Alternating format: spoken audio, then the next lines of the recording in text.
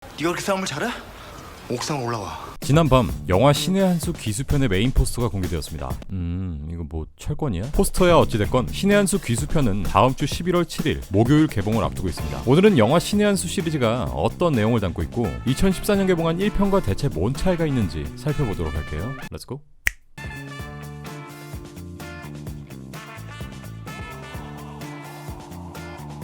영화 신의 한 수를 한마디로 정리하자면 그냥 치고받고 쑤시는데 바둑을 끼얹은 바둑 없인 절대 돌아갈 수 없는 저세상의 영화다 라고 정리해보겠습니다. 그에 반해 개인적으로 정말 재미있게 봤던 킬링타임 무비였고요. 사실상 이 세계 안에서는 그냥 바둑이 중심이고 바둑이 최고예요.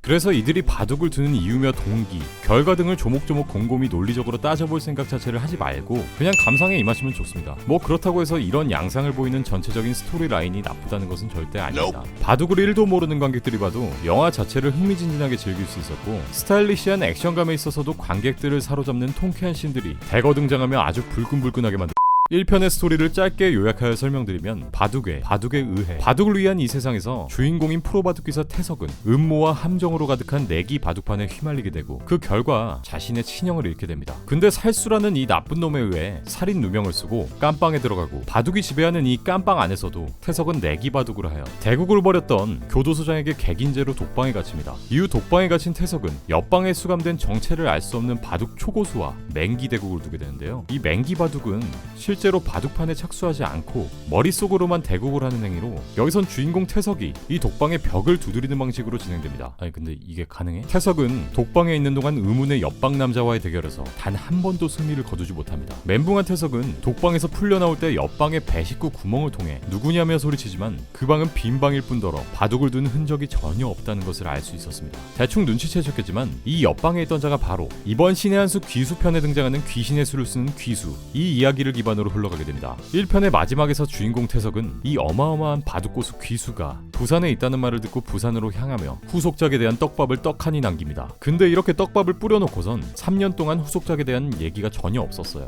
그렇게 이 영화는 잊혀져가나 싶었으나 지난 2017년 10월 신의 한 수 후속작 기획에 대한 기사가 속속들이 등장합니다. 그리고 마침내 시퀄이 아닌 프리퀄 신의 한 수 귀수편의 제작이 들어가게 된 거죠. 신의 한 수 귀수편은 전작으로부터 15년 전으로 거슬러 올라갑니다. 1편에서 옆집 아무개였던 귀수의 어린 시절부터 청년 시절을 보여주는데요. 1편의 캐릭터 태석과 같이 바둑으로 인해 자신의 모든 것을 잃어버린 아이 현수, 아니 귀수지. 이 귀수가 되기 전 바둑 스승인 허일도를 만나면서 성장, 그리고 이후에 펼쳐지는 복수극을 보여줍니다. 2편에서 무엇보다 기대되는 건 당연지사 무협지와 같은 고수로 등장하는 캐스팅 라인업인데요. 다양한 작품들에서 씬스틸러를 넘어 연기 도사라 불리는 역대급 배우들이 대거 등장합니다. 볼게요. 먼저 귀수의 스승으로 등장하며 좌표를 모두 외우는 맹기 바둑의 고수 허일도, 우리의 6학년 김성균이 연기합니다.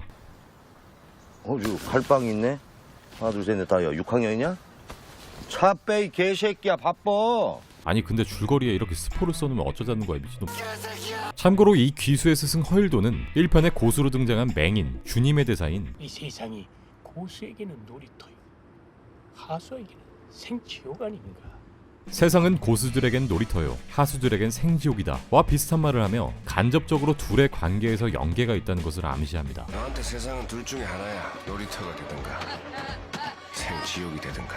만약 2편이 흥행할 경우에는 이런 연결성 떡밥들을 이용해서 1편의 태석과 2편의 귀수, 그들과 관련된 인물들로 이야기를 짤 수 있을 것 같네요. 게임을 매칭해주고 관전하는 똥선생, 이 역을 맡은 우리의 영원한 방탄유리 김희연은 귀수가 스승 허일도에게 훈련을 받던 어린 시절 훗날 혼자가 된다면 관철동에 가서 똥이라는 녀석을 찾아 라는 얘기를 듣고 성인이 된 귀수가 찾게 된 인물이기도 합니다. 한 발 앞선 정보력으로 실력보다는 입으로 인생을 버틴 귀수의 조력자이기도 하며 타짜의 고강렬 마냥 귀수의 옆에 붙어다니며 감초 역할을 할 것으로 보입니다.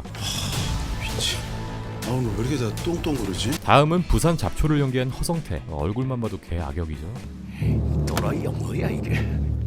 이 부산 잡초는 평생을 밟히고 살았지만 잡초처럼 살아남은 인물로 귀수의 스승인 허일도의 라이벌이기도 합니다. 정해진 시간 내에 빠르게 바둑을 두는 초속기의 판돈 바둑을 통해 상대를 압박하는 바둑판의 고수이고요. 그냥 얼굴이 고수야 그냥. 외톨이를 연기하는 우도환은 내가 재밌는 장난감을 하나 만들었어요. 놀만 할 거야.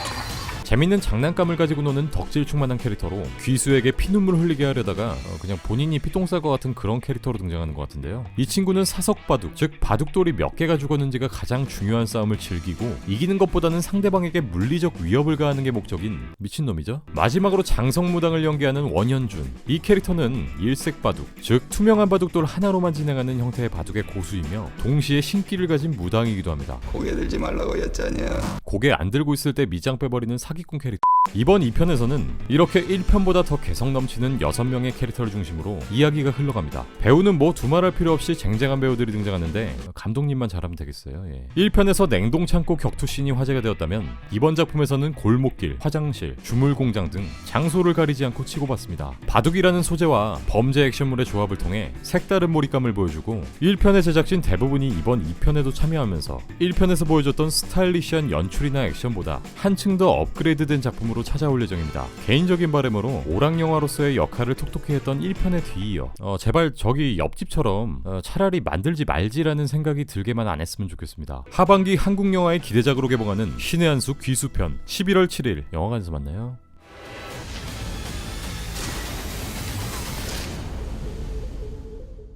나도 그땐 참 하고 싶은 게 많았는데 잠깐이야. 현수도 하고 싶은 거 해.